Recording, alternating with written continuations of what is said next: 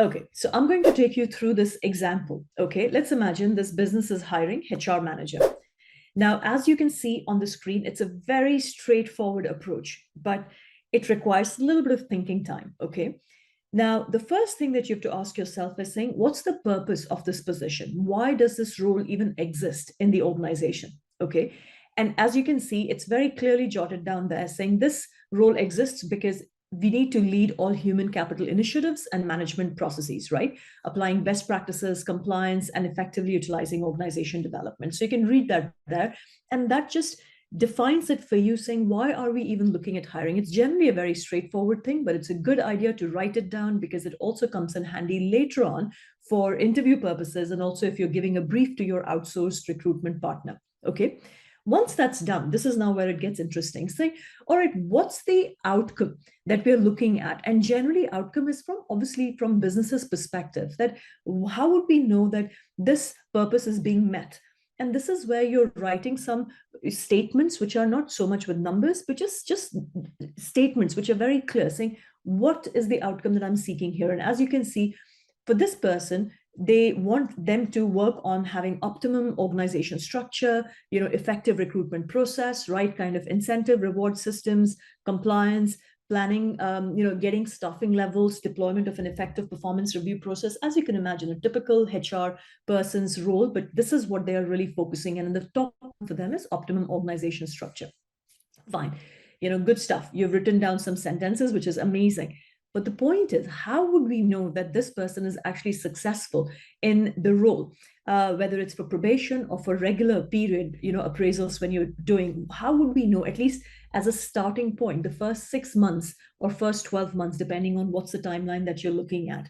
This is where we need to identify the measures.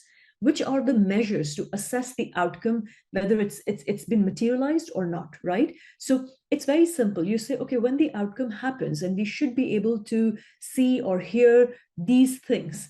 And what are those things? People don't take time to define this, right? They kind of say, oh yeah, we want good structure, we want people to be happy, incentive structure, all that stuff. It's kind of there, but I think this is where majority of the gaps are as far as my experience goes, right? And just pushing yourself a little bit more and asking, saying, what are the key measures really will help you design the overall hiring process, even induction process, in a very, very strong way, which I'll talk about in the next few videos. So measures, for example, here very clear. What is the revenue per employee? Oh my God, what a powerful measure to have, in the organization as a dashboard. You should be looking at that, saying, because when the business is growing, the team generally expands with it, but actually is the rate of growth higher than the rate of increase in the number of employees? If that's not the case, actually the net margin is working in the opposite direction. So what is the revenue per employee, which is the productivity, efficiency? Is this the right organization structure? What is the length of recruitment cycle? Number of new hires? If you're talking about effective reward system, how will we measure that? Are we able to retain our top performers, right? Legal compliance, escalating issues. So again, you can see the interlinkage between the outcome and the measures. That's what we are measuring there. And you can literally map everything there, right? Now, if I'm looking at then the measures, I should be able to put some numbers, right?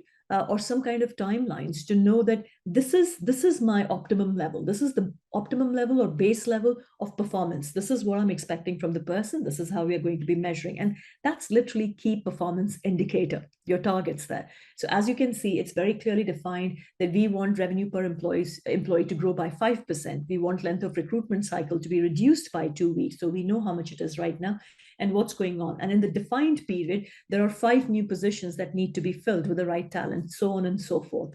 Now, I just want you to imagine, right, for just for a second, that when you are hiring someone for an important position in the organization, an important position is actually every position, right? Because if that's not performing, then it sucks someone else's time and energy into it, and you're wasting money and you're dragging non-performance.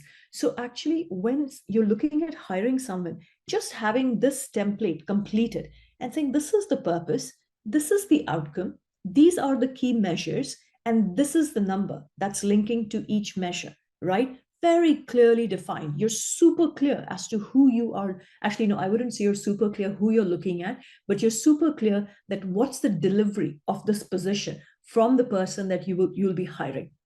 I hope that makes sense, because now what I'm going to be doing in the second part of the video is to show how to identify that who is the right or the ideal talent for this position so that they can deliver the outcomes and the measures that you're after.